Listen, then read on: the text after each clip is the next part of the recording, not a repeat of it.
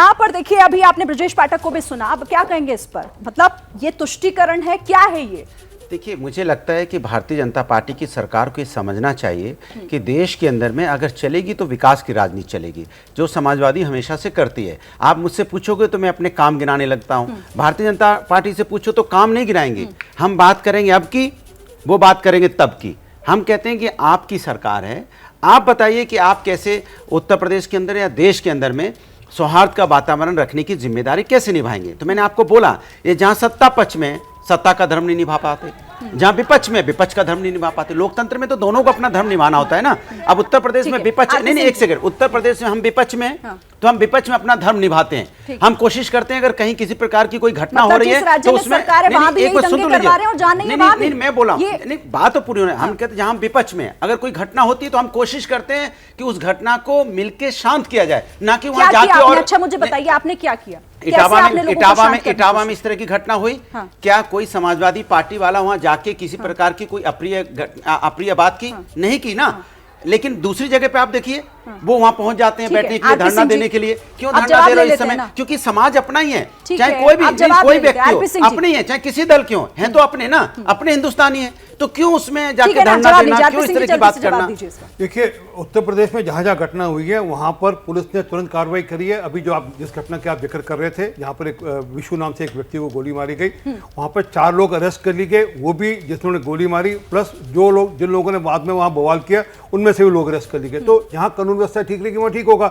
बंगाल में क्या हुआ, जिस दिन एक रामनवमी वाले दिन घटना हुई, रामनवमी के बाद फिर 4 दिन लगातार चलती रही। बिहार में क्या हुआ, जिस दिन रामनवमी का जुलूस था, जिस दिन शोभा यात्रा थी, उस दिन घटना हुई, उसके बावजूद 4-5 दिन लगातार घटना चलती रही। परंतु गुजरात के अंदर एक दिन हुआ, उसी तुरंत कार्रवाई हुई।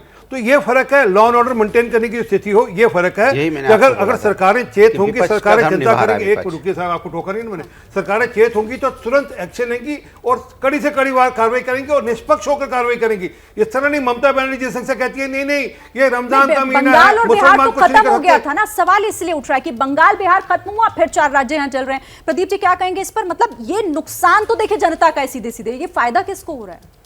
नहीं, ये बात जनता को समझने की है कि कौन लोग हैं इसके पीछे, उनका एजेंडा क्या है, वो किस तरह का नैरेटिव खड़ा करना चाहते हैं, उसमें मददगार क्यों बने। आखिर जो अगर करवा रहा है तो भी, स्पॉन्टेनियस हो रहा है तो भी, लोग उसमें शामिल हैं तभी तो हो पा रहा है। लोग अपने को एक्सप्लॉइट होने के लिए तैयार हैं, इसलिए हो रहा है। तो राजनीतिक दलों के इस खेल में लोगों को नहीं पड़ना चाहिए, मेरा मानना है। और जहां जिसकी सरकार है, जिम्मेदारी हिंसा को रोकने की उसी की है, जवाबदेही उसी की है। ये नहीं हो सकता कि हम जहां सत्ता में हैं वहां विपक्ष की जिम्मेदारी और जहां विपक्ष में है वहां देखिए, जब समाज में किसी प्रकार का दंगा होता है, किसी प्रकार का झगड़ा होता है, तो जिम्मेदारी किसकी बनती है? सबकी बनती है ना। सत्ता की भी बनती है, विपक्ष की भी बनती है। विपक्ष उसमें और घी डालने का काम ना करे, विपक्ष वहां जाके धरना देने की बात ना करे, विपक्ष और ऐसी बात ना करे जिससे कि और बात खराब हो, क्योंकि सब तो अपने ही लोग हैं ना। लेकिन जहां पे भारतीय जनता पार्टी विपक्ष में, देखिए वहां पे हल्ला मचाना शुरू कर देती है। अरे शांत रहिए ना, अपने ही लोग हैं। अगर हुआ है तो मिलकर शांत करने की जरूरत है। आप आइए, बैठिए, उनके सत्ता पक्ष की मदद कीजिए और मिलकर उसको खत्म करने की बात होती है। ये हवाई बातें हो जाती हैं। जो आप कह रहे हैं ना, जमीन पर हो तो फिर तो बात ही क्या होगी। आप देखो ना, उत्तर प्रदेश जिम्मेदारी तो लेनी होगी आप लोगों को। अगर सरकार वहां की एक्शन लेगी तो विपक्ष को मौका नहीं मिलेगा, और सरकार एक्शन नहीं लेगी तो विपक्ष को मौका देगी।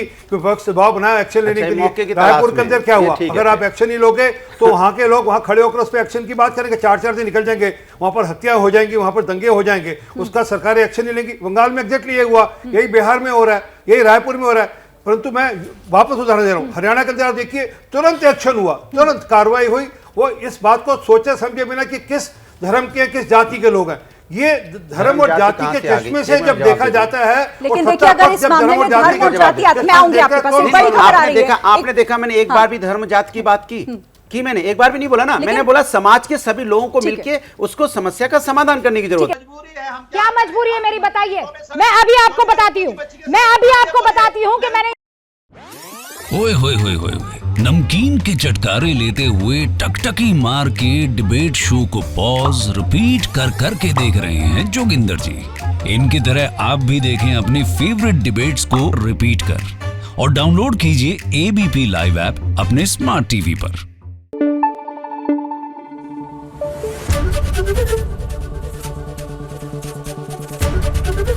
एबीपी न्यूज आपको रखे आगे।